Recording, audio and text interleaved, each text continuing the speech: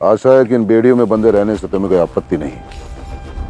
वो क्या है ना चंद्रगुप्त, इस खान में एक बंदी के रूप में तुम्हें भेजने की योजना थी, इसलिए तुम्हें उन्हीं की भांति लगना होगा। अवश्य, किंतु अपनी योजना का पालन करने के लिए मुझे इतने समय पूर्व ही बेड़ियों में बांधने के पीछे का उद्देश्य मुझे कुछ और ही प्रतीत हो रहा है अमात्य। कदाचित आपकी योजना मुझे एक बंदी का रूप देने की नहीं, बल्कि मुझे एक बंदी का अनुभव देने की थी। चलो तो शीघ्र करो।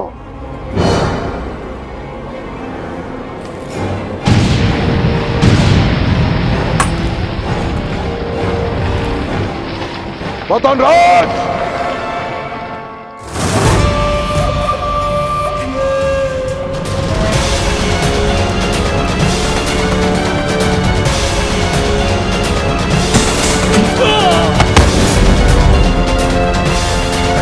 आदेश दे महामात्य।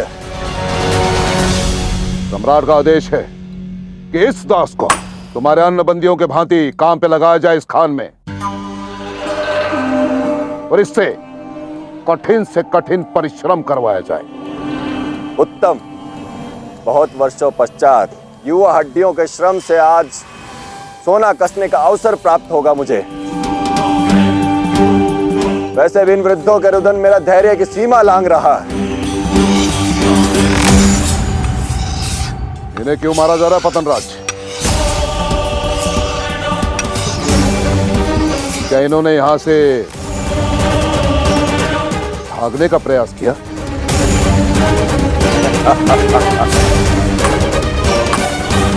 भागने का प्रयास? इस नर्क से? यहां से तो इनकी आत्मा भी मुक्त नहीं हो सकती अमात्य। बात यह है कि ये हमारे किसी काम के नहीं रहे, बोझ बन गए, इसलिए इस बोझ को हल्का कर रहा हूं। मार दो इन्हें। नहीं, रुक जाओ। आपको यही आपत्ति है ना कि अब ये पांचों आपके किसी काम के नहीं रहे? अब इनके स्थान पर कौन काम करेगा? मैं इन सबके स्थान पर काम करूंगा।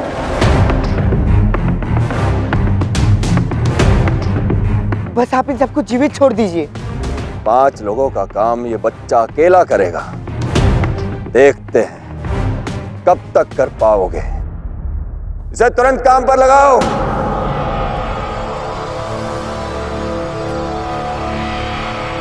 आशा करता हूं कि आप समझ गए होंगे कि मैंने ये सब इन श्रमिकों का विश्वास पाने के लिए किया है। चलता हूं। ले जाओ उसे।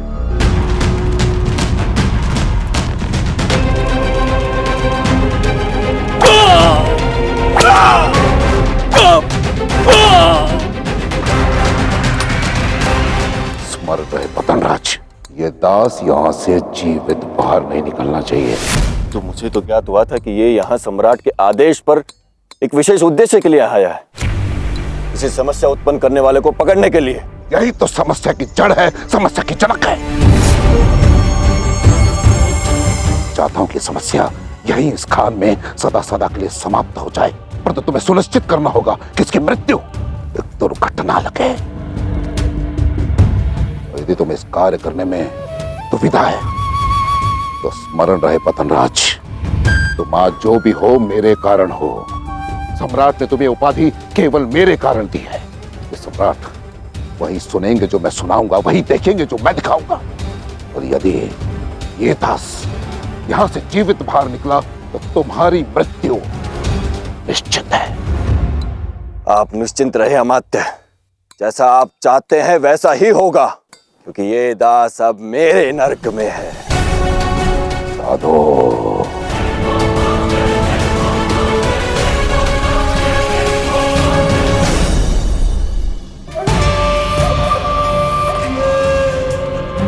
तो जब अब ये बच्चा तुम्हारा परिश्रम करने के लिए प्रतिबद्ध है तो जाओ इस स्थान के किसी कोने में अपना घृणित और व्यर्थ जीवन व्यतीत करो। अगर तुम्हारा भाग्य अच्छा रहा तो तुम्हें मृत्यु शीघ्र ही प्राप्त हो जाएगी, अन्यथा अपना ये नरक के जीवन ही व्यतीत करते रहना।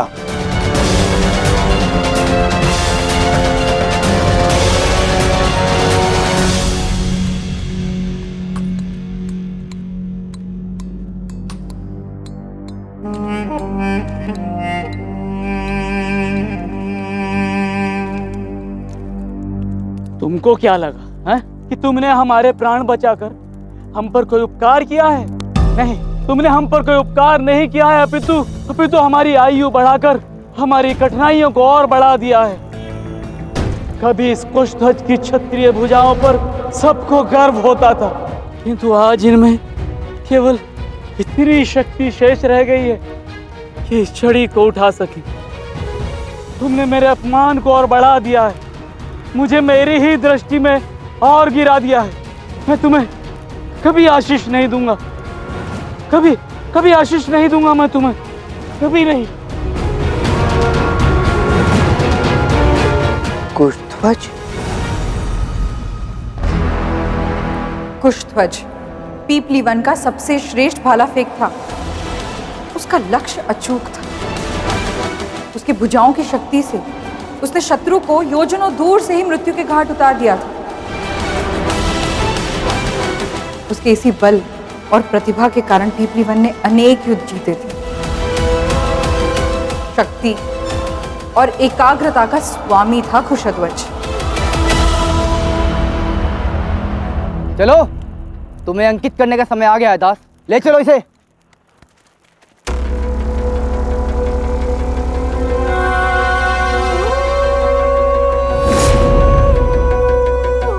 आज से तुम इस नरक के दास हो और प्रत्येक दास की भांति तुम्हारे कंधों पर भी दासत्व का चिन्ह अंकित होगा, ताकि तुम्हें स्मरण रहे कि इस नरक से कभी तुम्हें मुक्ति नहीं मिलेगी।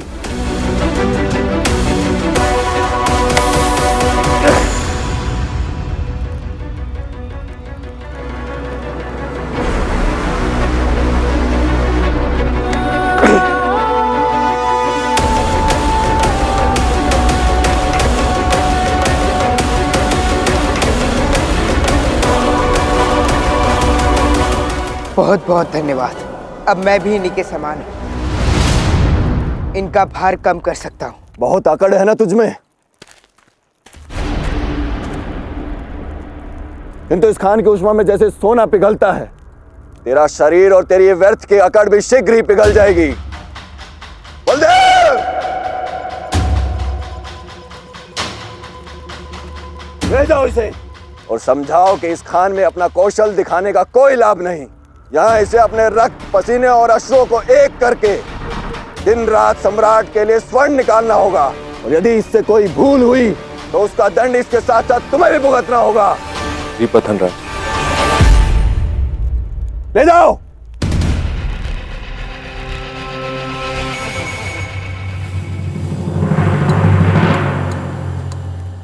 जितनी अकड़ दिखानी है दिखा लो दास, किंतु आज की रात तुम्हारे जीवन की अंतिम रात होगी।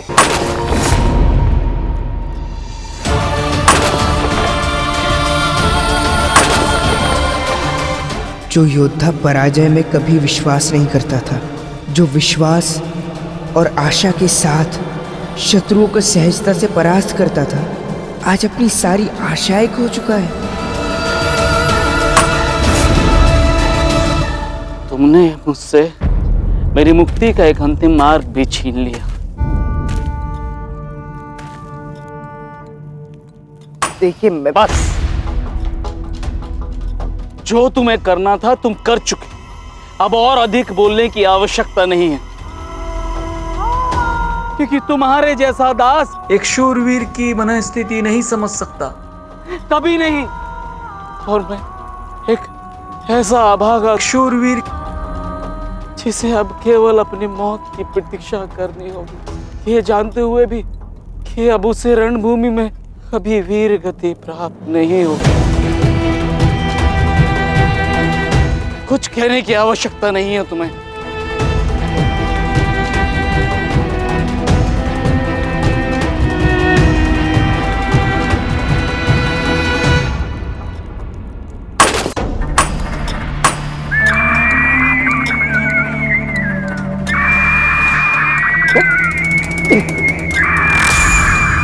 काल पाखी, ये काल पाखी क्या है? काल का संकेत है ये। जब जब ये काल पाखी चिड़िया यहाँ रुधान करती है, तब तब यहाँ किसी ना किसी की मृत्यु होती है।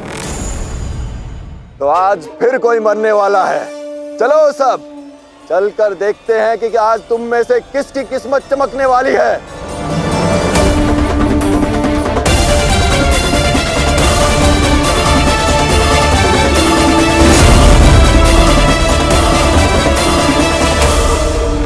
तुम्हें इन्हें पतनराज के हाथों मरने देना चाहिए था, वरना आज एक वीर क्षत्रिय आत्मदाह करने के लिए बाध्य नहीं होता। मैं जानता हूं, मैं जो कर रहा हूं उसे कायरता कहेंगे, लेकिन आज मैं इस आग की भट्टी में कूदकर स्वयं को नहीं, अपितु 12 वर्षों से हो रहे अपने उस अपमान को, अपनी उस प्रताड़ना को, उन सभी दुखों को नष्ट कर देना चाहता हूं जिन्होंने मेरा शौर्य, मेरा वास्तविक स्वरूप मुझे भुला दिया। इसलिए मैं अपने जीवन के अंतिम क्षणों में उस परम पिता परमेश्वर को नहीं, अपितु पीपली वन के अपने महान सम्राट चंद्रवर्धन के बलिदान की स्मृतियों को, उनके शौर्य को, उनके पराक्रम को मैं अपने इस अंतिम क्षण में अपने साथ लेकर जाऊंगा। कृपा कर मत कूदिए, आप अपनी आशा नहीं छोड़ सकते हैं। आशा तो उस दिन समाप्त हो गई थी बालक, जिस दिन मुझे इस नरक में बंदी बनाकर लाया गया था। महाराज चंद्रवर्धन, क्षमा कर दीजिए मुझे, जो मैं अपनी मुक्ति के लिए ऐसे मार्ग का चयन कर रहा हूँ, क्योंकि अब कोई आशा नहीं बची यहाँ से मुक्ति पाने की। बस अब और नहीं, पिपली वन के क्षत्रियों के जीवन का अंधकार मिटाने अब उनका राजकुमार उनकी आशा बनकर उनके समक्ष अवश्य आएगा। मैं जानता हूँ कि मौर्य वंश का अंतिम दिया हमारे राजकुमार को उस दिन मार दिया गया था, जिस दिन उस दुष्ट धनानंद ने हमारे महाराज की निर्मम हत्या की थी। नहीं,